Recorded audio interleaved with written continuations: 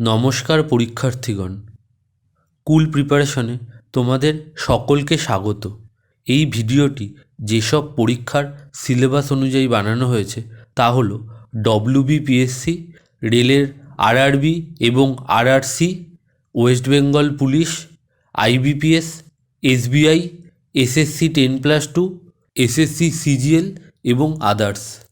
ভিডিওটি ভালো লাগলে ভিডিওটি লাইক করো, তারপর শেয়ার করো তোমার 10 জন পরিচিতর সাথে যারা এই ভিডিওটি দেখে উপকৃত হবে। এরপর চ্যানেলটি সাবস্ক্রাইব করো এবং বেল আইকনটি প্রেস করো নতুন ভিডিও আপডেটের জন্য। আর নিচে কমেন্ট বক্সে জানাও ভিডিওর কোন অ্যানিমেশন পোর্শন তোমার ভালো লেগেছে। সেই অনুযায়ী আমরা আরও ভালো করে অ্যানিমেশন ভিডিও বানানোর চেষ্টা করব।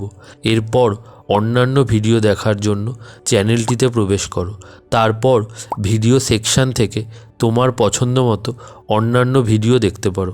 ধন্যবাদ। এখন আমরা পড়ব আধিপত্য লাভের সংগ্রাম বা দ্য স্ট্রাগল ফর ডমিনেশন। 1. বাংলার পাল বংশ। অষ্টম শতকের মধ্যভাগে গোপাল নামে এক সামন্ত রাজা বাংলায় পাল বংশের প্রতিষ্ঠা করেছিলেন। গোপাল 750 খ্রিস্টাব্দ থেকে 770 খ্রিস্টাব্দ পর্যন্ত রাজত্ব করেছিলেন। তার মৃত্যুর পর তার পুত্র ধর্মপাল রাজা হয়েছিলেন। ধর্মপাল মগধ, বারাণসী ও প্রয়াগ জয় করেছিলেন।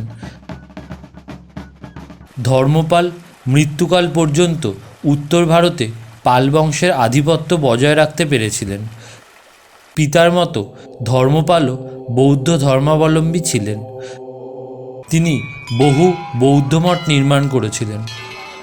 তার নামানুসারে মগধের বৌদ্ধমঠটি বিক্রমশিলা বিহার নামে অভিহিত হয়।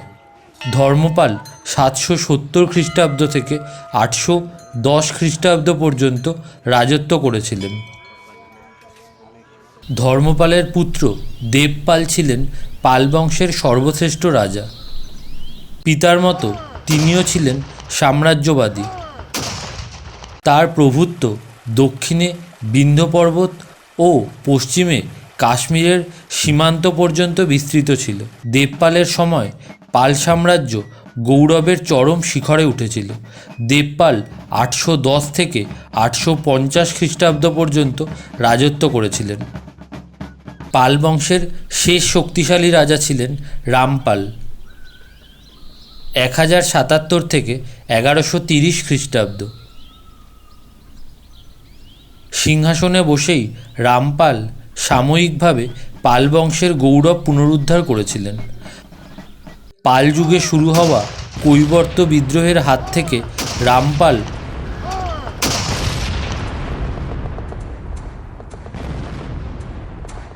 বরেন্দ্রভূমি পুনরুদ্ধার করেছিলেন। সন্ধ্যাকার নন্দীর রামচরিত গ্রন্থে এই যুদ্ধের বিবরণ পাওয়া যায়। 2. বাংলার সেন বংশ।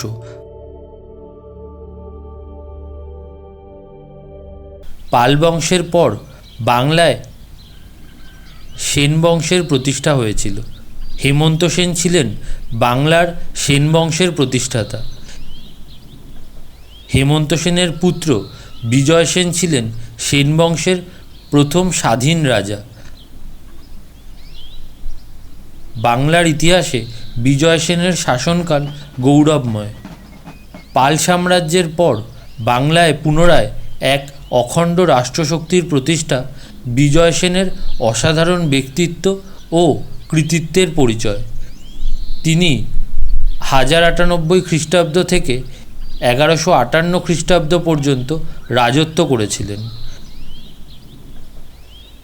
বিজয় সেনের পর তার পুত্র বল্লাল সেন 1158 খ্রিস্টাব্দে সিংহাসনে বসেছিলেন। বল্লাল চরিত নামক গ্রন্থে বল্লাল সেনের মগধ ও মিথিলা জয়ের কথা জানা যায়। বল্লাল সেনের রাজ্য পশ্চিমে মগধ ও মিথিলা থেকে পূর্ববঙ্গ পর্যন্ত এবং উত্তরে দিনাজপুর ও বগুড়া থেকে দক্ষিণে সমুদ্র উপকূল পর্যন্ত বিস্তৃত ছিল। সামরিক খ্যাতি ছাড়াও বল্লাল সেনের সমাজ সংস্কারক হিসেবেও খ্যাতি ছিল। দানসাগর ও অদ্ভুত সাগর নামে দুটি গ্রন্থ রচনা করে তিনি পণ্ডিত মহলে খ্যাতি লাভ করেছিলেন। বল্লাল সেনের পর তার পুত্র লক্ষণ সেন সিংহাসনে বসেছিলেন। তিনি 1179 খ্রিস্টাব্দ থেকে 1206 খ্রিস্টাব্দ পর্যন্ত রাজত্ব করেছিলেন। তিনি কলিঙ্গ, কামরূপ ও কাশী জয় করেছিলেন। এছাড়াও তিনি পুরী, কাশী ও এলাহাবাদে বিজয়স্তম্ভ স্থাপন করেছিলেন। গীতগোবিন্দর রচয়িতা জয়দেব ছিলেন লক্ষণ সেনের সভাকবি। লক্ষণ সেনই ছিলেন সেন বংশের শেষ স্বাধীন রাজা। 1206 খ্রিস্টাব্দে লক্ষণ সেনের মৃত্যু হয়। 3. রাষ্ট্রকূট বংশ বা দ্য রাষ্ট্রকূটাস ডাইনাস্টিস। অষ্টম শতকের মধ্যভাগে রাষ্ট্রকূটরা দক্ষিণ ভারতে প্রাধান্য অর্জন করেছিল। রাষ্ট্রকূট বংশের প্রকৃত প্রতিষ্ঠাতা ছিলেন দন্তি দুর্গ। তিনি অষ্টম শতকের মধ্যভাগে মহারাষ্ট্র, কাশী, কলিঙ্গ, মালব প্রভৃতি রাজ্য নিজের সাম্রাজ্যভুক্ত করেছিলেন। দন্তি দুর্গ মালব, গুজরাট প্রভৃতি রাজ্য জয় করে মধ্যপ্রদেশ ও বেরারে নিজের প্রভুত্ব স্থাপন করেছিলেন। দন্তি দুর্গের পর তার পুত্র প্রথম কৃষ্ণ সিংহাসনে বসেন 758 থেকে 773 খ্রিস্টাব্দ। প্রথম কৃষ্ণের সময় ইলোরার কৈলাসনাথের মন্দিরটি তৈরি হয়েছিল। প্রথম কৃষ্ণের পর তার পুত্র দ্বিতীয় গোবিন্দ সিংহাসনে বসেছিলেন 773 থেকে 780 খ্রিস্টাব্দ। তার শাসন অযোগ্যতার সুযোগে তার কনিষ্ঠ ভ্রাতা ধ্রুব বিদ্রোহী হয়ে গোবিন্দকে পরাস্ত করে সিংহাসন দখল করেছিলেন। সিংহাসনে বসেই ধ্রুব সমগ্র দাক্ষিণাত্য রাষ্ট্রকূট সাম্রাজ্যের অঙ্গীভূত করেছিলেন। ধ্রুবর পর তার ভ্রাতা তৃতীয় গোবিন্দ সিংহাসনে বসেছিলেন 793 খ্রিস্টাব্দ থেকে 814 খ্রিস্টাব্দ। তার রাজত্বের প্রথম দিকে তাকে অভ্যন্তরীণ বিদ্রোহ দমনে ব্যস্ত থাকতে হয়েছিল।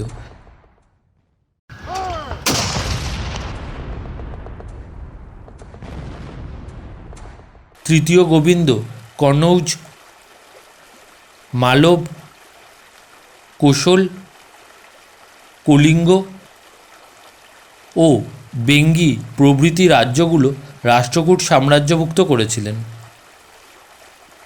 রাষ্ট্রকূট বংশের শেষ উল্লেখযোগ্য রাজা ছিলেন তৃতীয় কৃষ্ণ 940 থেকে 968 খ্রিস্টাব্দ। রাষ্ট্রকূট রাজাদের মধ্যে তৃতীয় কৃষ্ণ এক বিশিষ্ট স্থান অধিকার করে আছেন। তাকেই প্রকৃতপক্ষে সমগ্র দাক্ষিণাত্যের সর্বাধিনায়ক বলা হয়ে থাকে। দক্ষিণ ভারতে তিনি চোল, পাণ্ড্য ও কেরল প্রভৃতি রাজ্যের রাজাদের পরাস্ত করে রামেশ্বর সেতুবন্ধে তার বিজয়স্তম্ভ প্রথিত করেছিলেন। তৃতীয় কৃষ্ণের পর রাষ্ট্রকূট বংশের গৌরব অস্তমিত হতে থাকে। একে একে প্রদেশগুলি স্বাধীন হয়ে যায়। অবশেষে 973 খ্রিস্টাব্দে কল্যাণের চালুক্য রাজার কাছে এই বংশের শেষ রাজা চতুর্থ অমোঘবর্ষ পরাস্ত হওয়ার পর রাষ্ট্রকূট বংশের অবসান ঘটেছিল। 4. চালুক্য বংশ বা চালুক্যা ডাইনাস্টিস। চালুক্য বংশের প্রতিষ্ঠাতা ছিলেন প্রথম পুলকেশী। তিনি 535 খ্রিস্টাব্দ থেকে 566 খ্রিস্টাব্দ পর্যন্ত রাজধানী বিজাপুরের অন্তর্গত বাতাপির প্রথম স্বাধীন শাসক ছিলেন। প্রথম পুলকেশীর পর যথাক্রমে প্রথম কীর্তিবর্মন 566 থেকে 597 খ্রিস্টাব্দ ও মঙ্গলেশ 597 থেকে 610 খ্রিস্টাব্দ সিংহাসনে বসেছিলেন। প্রথম পুলকেশীর দৌহিত্র দ্বিতীয় পুলকেশী 610 থেকে 642 খ্রিস্টাব্দ ছিলেন হর্ষবর্ধনের সমসাময়িক এবং চালুক্য রাজাদের মধ্যে সর্বশ্রেষ্ঠ। তিনি সম্পূর্ণ অন্ধ্র রাজ্যকে অন্তর্ভুক্ত করে রাজ্য সম্প্রসারণ করেছিলেন। দ্বিতীয় পুলকেশীর রাজত্বের গুরুত্বপূর্ণ ঘটনা ছিল হর্ষবর্ধনের সাথে যুদ্ধ।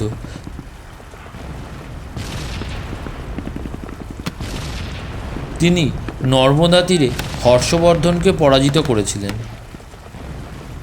চৈনিক পরিব্রাজক হিউয়েনসাং দ্বিতীয় পুলকেশীর রাজত্বকালে দাক্ষিণাত্য পরিভ্রমণে এসেছিলেন। প্রকৃতপক্ষে চালুক্য বংশের রাজত্বকালেই বোম্বাইয়ের কাছে এলিফ্যান্টা দ্বীপের মন্দির এবং আইহোল ও বাতাপির মন্দিরগুলো পাহাড় কেটে তৈরি করা হয়েছিল।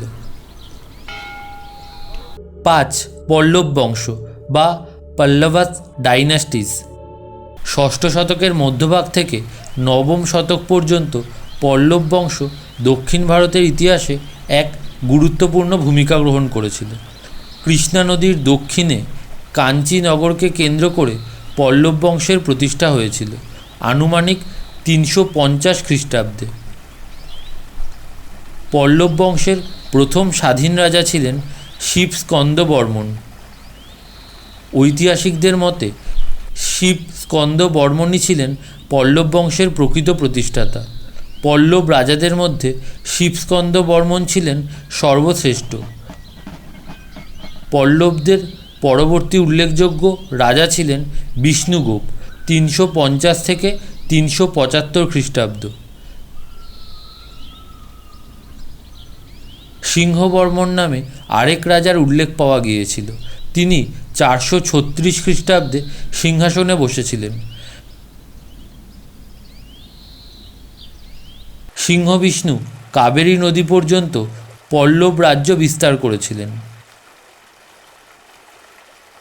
কিরাতার্জুনীয় গ্রন্থের রচয়িতা ভার্বি সিংহবিষ্ণুর সভাকবি ছিলেন। পল্লব বংশের সর্বশ্রেষ্ঠ ও পরাক্রমশালী রাজা ছিলেন প্রথম নরসিংহ বর্মন। তিনি 630 খ্রিস্টাব্দ থেকে 668 খ্রিস্টাব্দ পর্যন্ত রাজত্ব করেছিলেন। প্রথম নরসিংহ বর্মন চালুক্যরাজ দ্বিতীয় পুলকেশীকে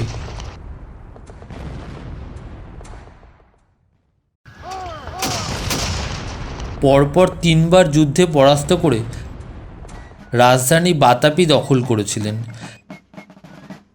এই জয়লাভের ফলে দক্ষিণ ভারতে পল্লবদের একচ্ছত্র প্রাধান্য স্থাপিত হয়েছিল। প্রথম নরসিংহ বর্মনের আমলেই মহাবলীপুরমের বিখ্যাত রথ ও বহু মন্দির তৈরি হয়েছিল। পল্লব বংশের শেষ রাজা ছিলেন অপরাজিত। 891 খ্রিস্টাব্দে চোলরাজ আদিত্য অপরাজিতকে